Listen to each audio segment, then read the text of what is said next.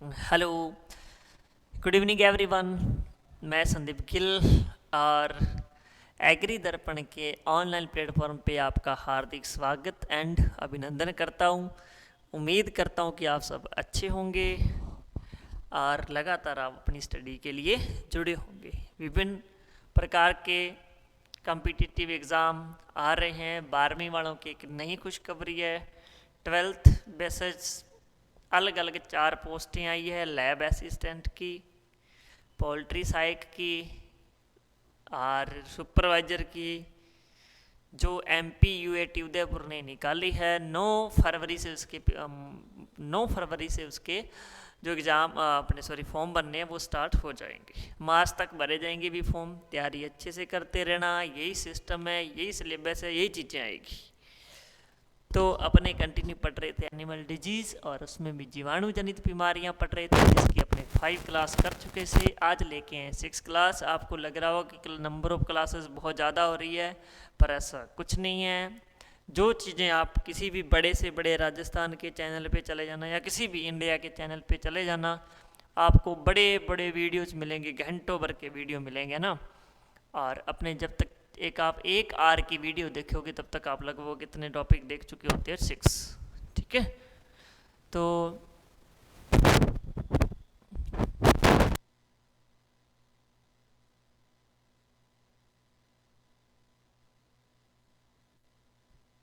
हाँ जी, तो आज का अपना टॉपिक है डिजीज़ ही चल रहा था और नई डिजीज़ पढ़ने वाले हैं। डिजीज़ का नाम है, बड़ा ही फेमस नाम है यार, बड़ा ही खतरनाक नाम है उसका, थनेला। थनेला। हम्म एक है थनेला, और एक है मेला। अब मेला बात कर रहा हूँ मैं फिल्म की, है ना। मेला दिलों का आता है, एक बार आके चला जाता है। अगर यहाँ बोले थनेला आता है, फिर आने के बाद कभी नहीं जाता है। ठीक है भी। और ये हो गया आपकी थनेला डिजीज। इसमें देखो भी क्या क्या चीज़ें अपने को पढ़नी है। ठीक है। तो थोड़ा सा डिस्टरबेंस हुआ क्योंकि मुझे कुछ कलर्स, तो अपने कलर को बहुत ज़्यादा पसंद करते हैं, कलर में थोड़ी दिक्कत आ रही थी। 2 मिनट के लिए आपको रुकना पड़ सकता है। हाँ जी, चलो कोई बात, कंटिन्यू बने रहे। थनीला डिजीज। देखो भी थनीला के अंदर अगर अपने आपने पढ़ा है कि ये क्या है, थनीला को एक नाम और दिया जाता है जिसका नाम है मैस्टाइटिस। ठीक है, जिसका नाम क्या है? रेड तो मेरे हिसाब से नहीं, सही नहीं दिखेगा यार, क्या बात है।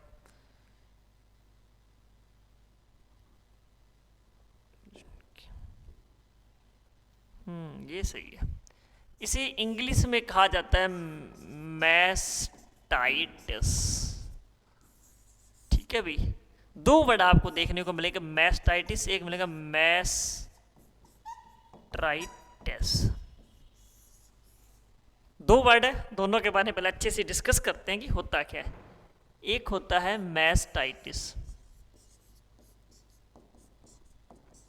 ठीक है, इसका मतलब होता है इनलार्जमेंट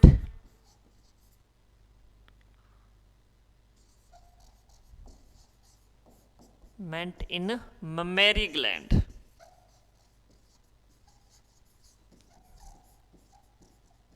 आई बात समझ में? इनलार्जमेंट इन ममेरी ग्लैंड बोले तो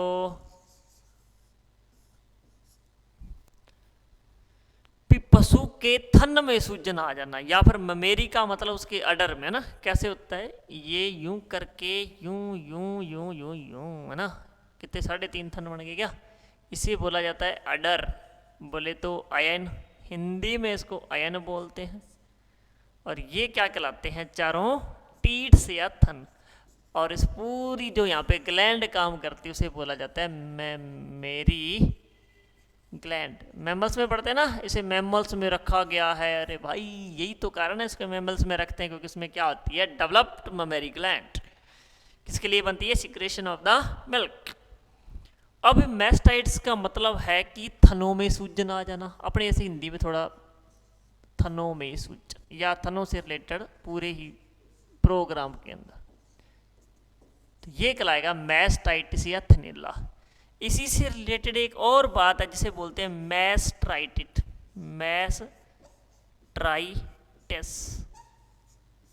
ये भी देखो मैस्ट्राइटिस क्या होता है, पढ़ते हैं अभी। इनलार्जमेंट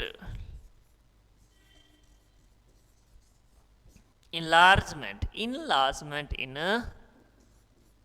रिप्रोडक्टिव ऑर्गन, रिप्रोडक्टिव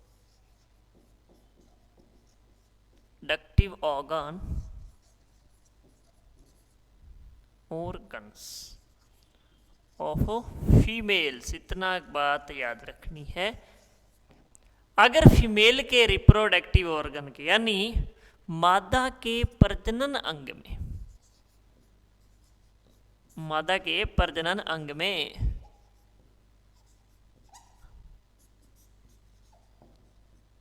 में सूजन आती है तो उसे बोला जाता है मैस्ट्राइटिस। आई बात समझ में? फिर भी एक कॉमन सी चीजें निकाल के देता हूं मैं आपको, फिर भी कभी कभार बच्चों में दिक्कत आ जाती है। मैस्टाइटिस का मतलब क्या होता है? इनलार्जमेंट इन द ममेरी ग्लैंड के अंदर अगर सूजन आ रही है, देखो भी अगर ममेरी ग्लैंड में सूजन आ रही है, थनों से रिलेटेड या फिर आयन के अंदर कोई सूजन आ रही है, तो वो क्या कहलाता है? मैस्टाइटिस। दूसरा वर्ड लिखा है मैस्ट्राइटिस, है ना। अब मैस्ट्राइटिस में देखो यहाँ पे क्या है? आर, और आर से क्या स्टार्ट हो रही है स्पेलिंग? रिप्रोडक्टिव ऑर्गन यानी प्रजनन अंग। तो इतना सा अंतर है दोनों स्पेलिंग। इसमें आर जुड़ा है, इसमें आर नहीं जुड़ा है। यहाँ से आर से रिप्रोडक्टिव यानी प्रजनन अंग के बारे में बात हो रही है, ठीक है। तो रिप्रोडक्टिव ऑर्गन के अंदर जब सूजन आएगी उसे मैस्ट्राइटिस बोला जाएगा। जब नॉर्मल आएगी उसे थनैला, या फिर ममेरी ग्लैंड में आएगी उसे बोला जाएगा थनैला, या फिर उसको क्या बोलेंगे? Mastitis disease. आगे समझ में? आगे बढ़ते हैं। अरे कहाँ गया, कहाँ गया, कहाँ गया? ये रहा। अब पढ़ेंगे थनैला रोग। थनैला रोग, ये लो मेरे मित्रों, थनैला रोग है जीवाणु जनित, और कुछ किताबें या साइंटिस्ट कहते हैं कि इसमें कहीं ना कहीं रोल माइकोप्लाज्मा और कुछ कवकों का आता है। माइकोप्लाज्मा या कुछ फंगस भी इसमें भाग लेते हैं, ठीक है। इस तरह ये रोग फैलता है, तो बात कुछ इस कदर है कि ये जो जीवाणु है, ये डिजीज एक काम और भी होता है, मिस मैनेजमेंट से भी हो सकती है, मिस मैनेजमेंट से भी हो सकती है, ठीक है। मिस मैनेजमेंट का मतलब ये अलग होता है, और एक चीज और रॉन्ग मिल्किंग मेथड से भी हो सकती है। मिल्किंग मेथड, जो आप सही मेथड नहीं यूज कर रहे हो मिल्किंग का, उससे भी ये डिजीज क्रिएट हो सकती है। और इसके अलावा टीट्स के ऊपर किसी तरह की चोट लगने से भी हो सकती है प्रॉब्लम, ठीक है। या फिर आप जब बछड़े को क्या पिला रहे होते हैं? दूध, ठीक है, तो काफ द्वारा कट लगाने से भी हो जाती है ना। जो काफ होता है उसके द्वारा कट लगाने से भी हो जाती है। दांतों वगैरह से कट लगाते थे ना, कई बार इन्फेक्शन होते होते वो बाद में चीज का रूप ले लेती है। बस मेनली अपने किससे पढ़ेंगे? जीवाणु द्वारा। वैसे बहुत से कारण हो सकते हैं, बायोलॉजिकल कारण भी है। अब इसमें क्या होता है कि मेन जो रीजन है इसका वो क्या है ना, कलर नहीं बढ़िया आ रहे यार। अब जीवाणु कौन सा होता है इसके अंदर? स्ट्रेप्टोकोकस,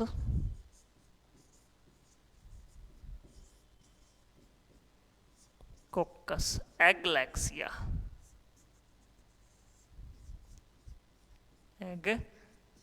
एगलैक्सिया नाम का जीवाणु इस डिजीज को क्या करता है, कोज करता है, इससे ये बीमारी फैलती है। अब इस बीमारी में होता क्या क्या है उसके बारे में पढ़ते हैं। क्या वह ज़्यादा स्लो तो नहीं बोल रहा मैं आज? ठीक है भैया ना। हाँ भी बात हो रही थी थैलेला रोग की, या फिर उसी को बोलते हैं मैस्टाइटिस इन द अंग्रेजी। ठीक है। कदम कदम बढ़ाए जा, खुशी के गीत गाए जा, ये ले भी यूं मिला दिया। अब क्या होता है कि इसमें अपने देखते सबसे पहले थनों में क्या आएगी, कठोर तथा गर्म सूजन। अब देख लो सूजन मैंने सही लिखा गया, कहीं सूजन होता है सूजन होता, थोड़ा सा भी चलेगा एरर, देखना ना आप लोग, एडजस्ट करना। अब बात आती है दूसरी कि थनों में सूजन आ जाती है। अब उसके बाद अगर अपने बात करें सेकंड, ज्यादा कंडीशन थनों में गांठें बन जाती है, थनों में गांठें बन जाती कई बार भी, गांठें बन जाती है।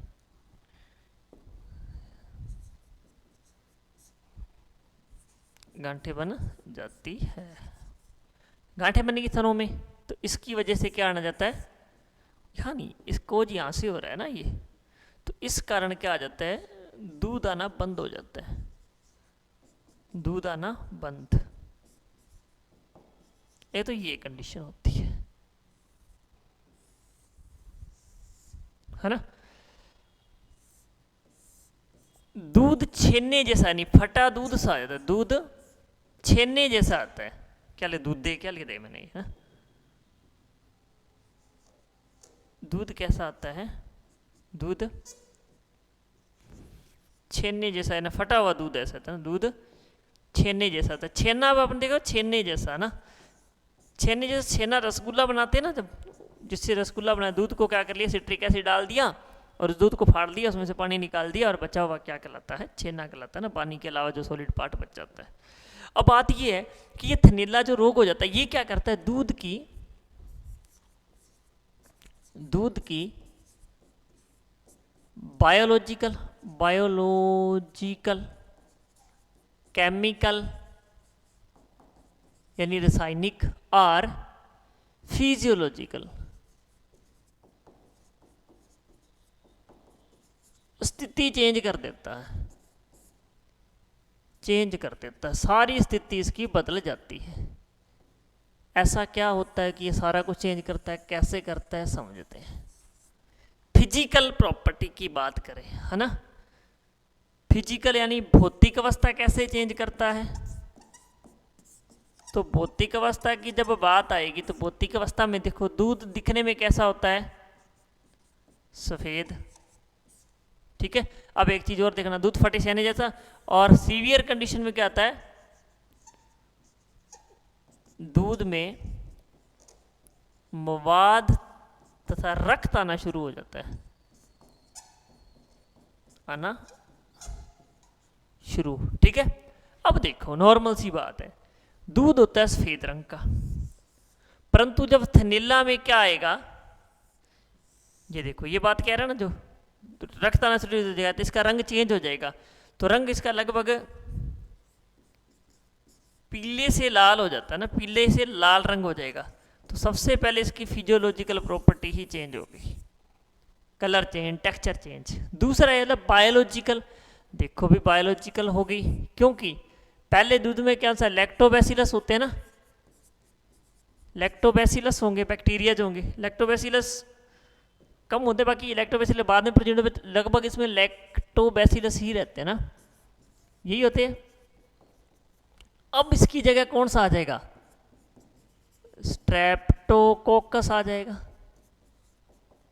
ठीक है, स्ट्रेप्टोकोकस बैक्टीरिया आ जाएगा तो इसकी बायोलॉजी क्यों आ गया, तो नॉर्मल सी बात है ना, बैक्टीरिया थनों के अंदर जाएगा, मल्टीप्लिकेशन करेगा, अपने नंबर बढ़ाएगा, फिर दूध निकालेंगे तो उसके साथ साथ अंदर आ जाएगा, तो बायोलॉजिकल उसकी स्थिति भी चेंज होगी, जैविक स्थिति भी चेंज। अब बोलते हैं केमिकल, भाई केमिकल कैसे हुई, बताएंगे भी केमिकल कैसे हुई है। ये देखो यहाँ से इस लाइन निकाल दी अपने, केमिकल की बात हो रही है यहाँ पे। दूध का पीएच कितना होता है, नॉर्मल दूध का पीएच होता है 6.4 से 6.7।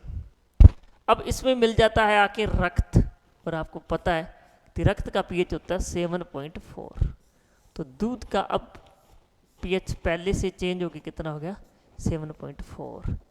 कई बार पूछा जाता है कि उससे जो दूध होता है थनैला रोग वाला, उससे क्या किस तरह का, मतलब किस तरह का जो पीएच होगा वो कैसा हो जाएगा, पीएच कितना होगा थनैला रोग से ग्रसित दूध से, है ना।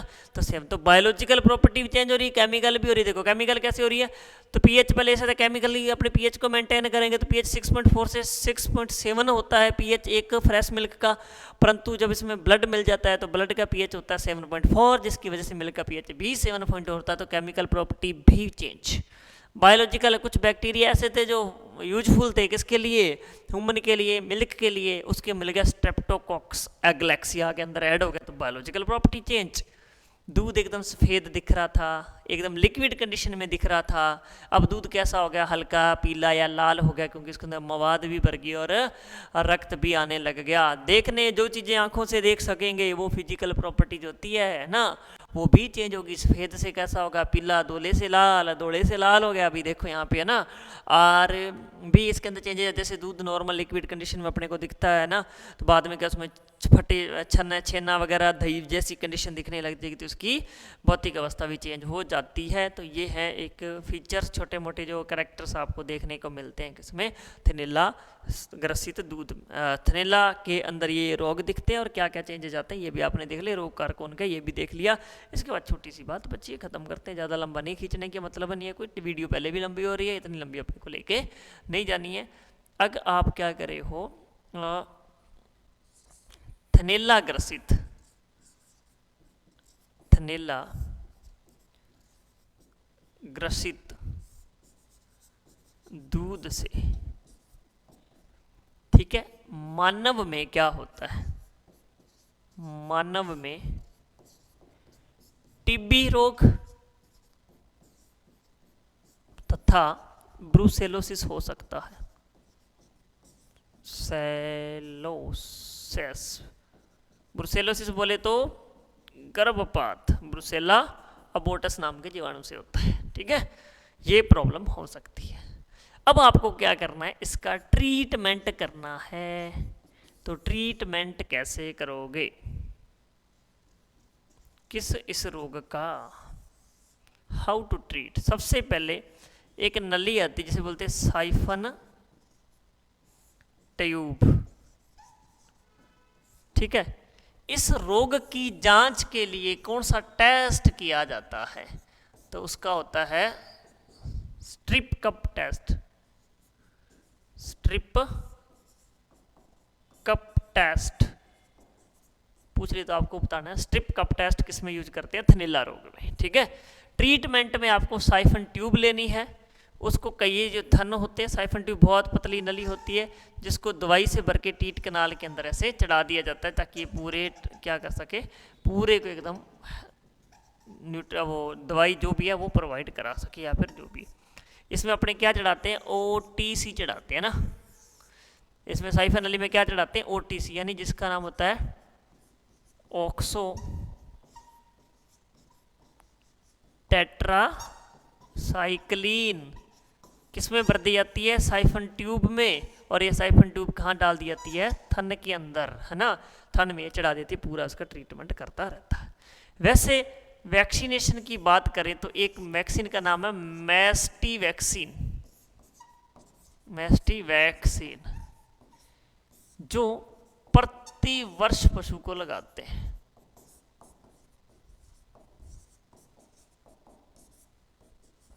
लगाते हैं, और ये संकर गायों में ज़्यादा फैलता है। ये रोग किसमें मिलता है, संकर गायों में ज़्यादा फैलता है।